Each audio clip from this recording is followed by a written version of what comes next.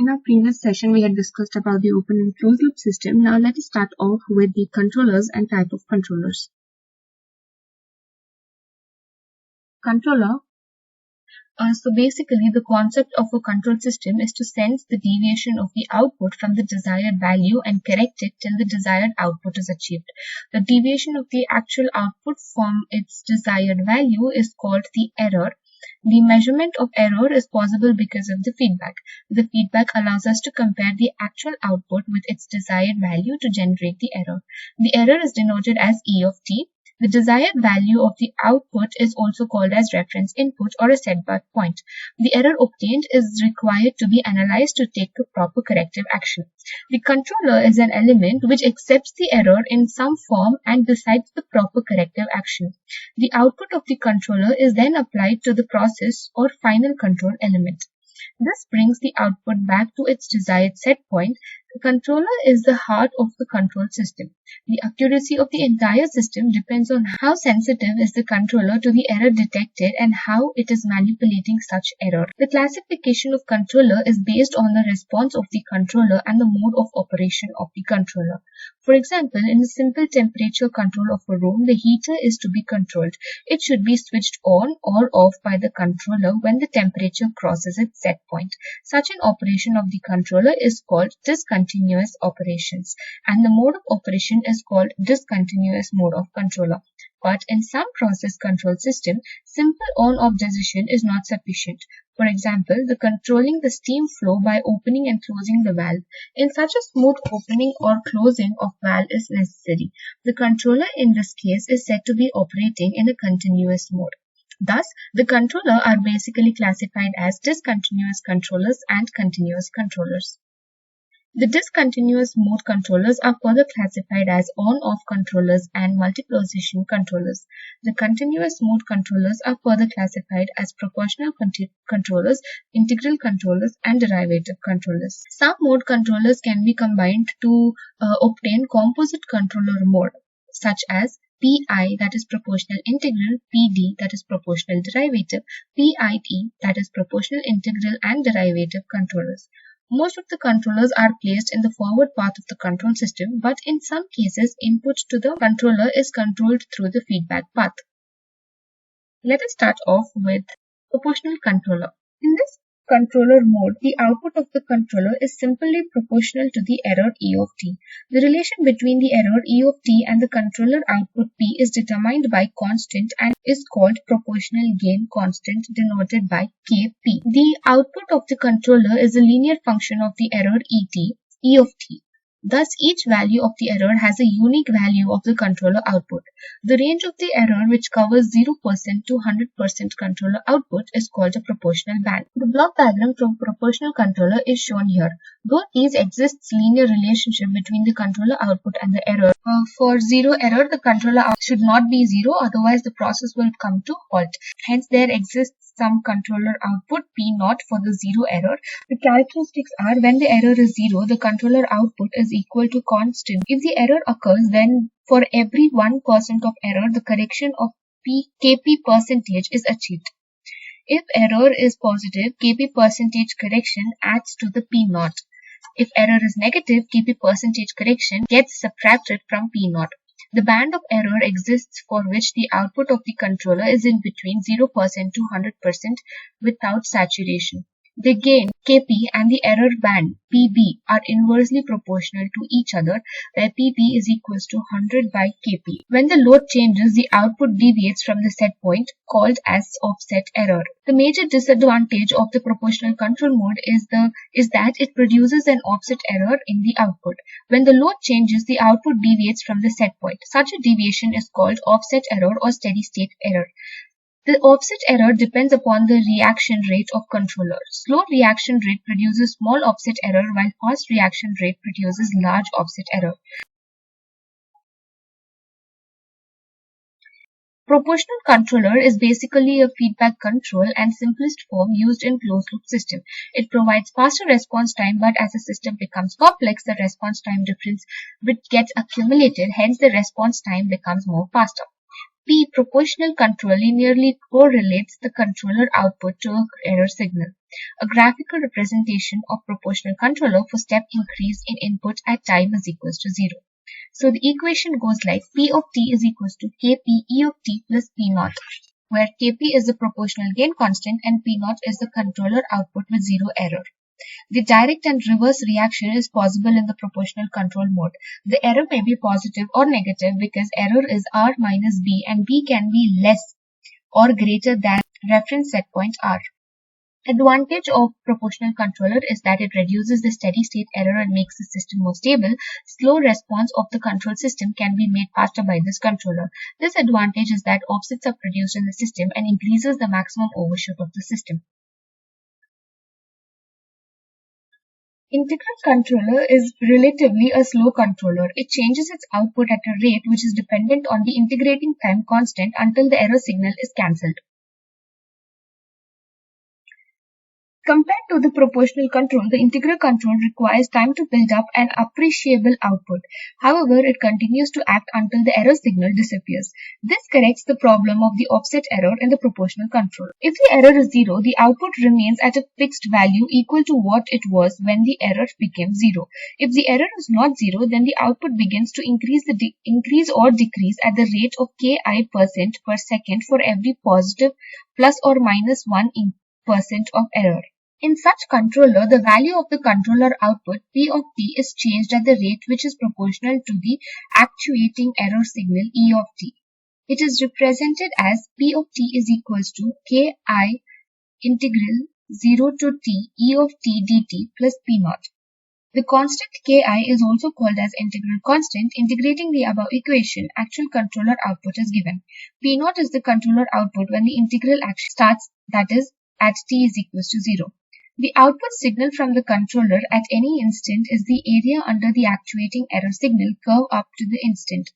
If the value of the error is doubled, the value of P of t varies twice as fast, that is, rate of the controller output change also doubles. If the error is 0, the controller output is not changed. The control signal P of t can have non-zero values when the error signal E of t is 0. This is because the output depends on the history of the error, not on the instantaneous value of the error. This control system is used as an integral method to determine the response than using linear relationship, a graphical representation of integral control system for a step increase in input at t is equals to 0. Advantage is that due to ionic ability, it can return the controlled variable back to the exact set point following a disturbance, hence called as a reset controller. This advantage is due to slow response towards the error produced. It makes the system unstable. Derivative controller. It is a form of feed-forward control system. In this mode, the output of the controller depends on the time rate of change of actual error. Hence, it is also called as rate action mode or anticipatory action mode. The mathematical equation is given as P of t is equals to Kd det of dt. Kd is the derivative gain constant, and hence the block diagram of a derivative controller is also given here. Derivative gain constant indicates by how much percent the controller output must change for every percent per second rate of change of error. Generally, Kd is expressed in minutes. The important feature of this type of control mode is that for a given rate of change of error signal, there is a unique value of controller output.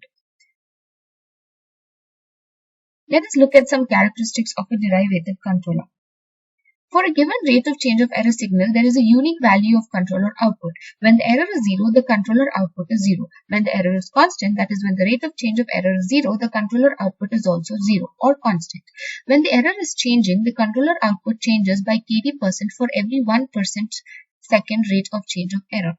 The advantage of derivative action is that it responds to the rate of change of error and can produce a significant correction before the magnitude of the actuating error becomes too large.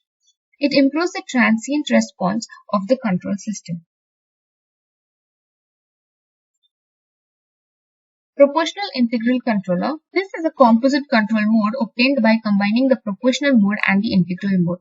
The mathematical expression for such composite is given as P of t is equals to Ki integration 0 to t E of t of dt plus Kp E of t. Practically, Ki is indicated in terms of integral time Ti, where Ti is equals to 1 by Ki. Both Kp and Ti are adjustable. The Ki is also called as the reset rate. The change in Kp adjusts both proportional as well as integral part of the control system. When the error is 0, the controller output is fixed at the value that integral mode had when the error went to 0. This is nothing but P0. When the error is not 0, the proportional mode adds the correction while the integral term starts increasing or decreasing from its initial value depending upon reverse or direct action. It improves the steady state accuracy. It increases the rise time so response becomes slow. It decreases the bandwidth of the system. It filters out high frequency noise. It makes the response more oscillatory. Applications. The composite PI mode completely removes the offset problem of proportional mode. Such a mode can be used in system with a frequent or large load changes, but the process must have relatively slow change in the load to prevent the oscillation. Proportional derivative controller. It is a series of proportional and derivative controller mode which gives proportional plus derivative control mode. The mathematical expression for PD controller is given here. Pt is equals to Kp E of t plus Kd Kp det by dt. The block diagram for PD controller is also shown here. The Kd is called as the derivative time. Both Kp and Kd are adjustable. The derivative time Kd is the time interval by which the rate action advances the effect of proportional control. The various characteristics of PD mode are: it improves the damping and reduces the overshoot. It reduces the rise time and makes response faster. It makes the response stable very fast. It improves the bandwidth of the system. It cannot eliminate offset error. It may take the noise dominant at high frequency. It is not very effective for lightly damped system. Thus, overall, it improves the transient behavior of the system. The PD controller has disadvantage that it amplifies noise signal and may cause saturation effect in the actuator. Application. It cannot eliminate the offset error of proportional mode, but it can be used to handle a faster process load changes if offset error is tolerable. It is used in many industrial processes control system. Next is the proportional integral derivative control. It is the composite controller including the combination of a proportional integral and derivative control mode. It is called a PID control mode, and the controller is called 3-mode controller. It is very much complex to design but very powerful in action.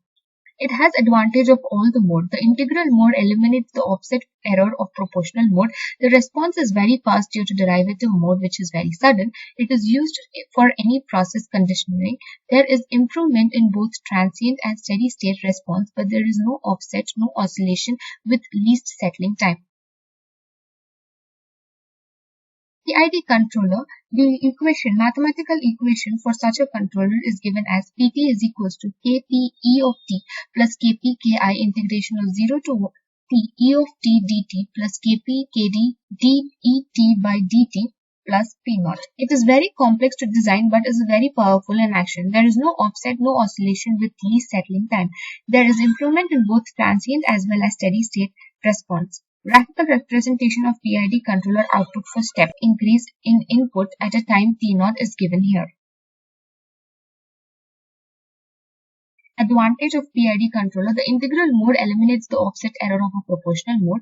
The response is very fast and sudden response is due to the derivative mode. It can be used for any process condition. Effect of changing PID function. Controller. Proportional controller is easy to implement but is long settling time and has steady state error. Proportional derivative controller is easy to stabilize, has a faster response than just proportional controller but can amplify high frequency noise. Proportional integral has no steady state error but narrower range of stability.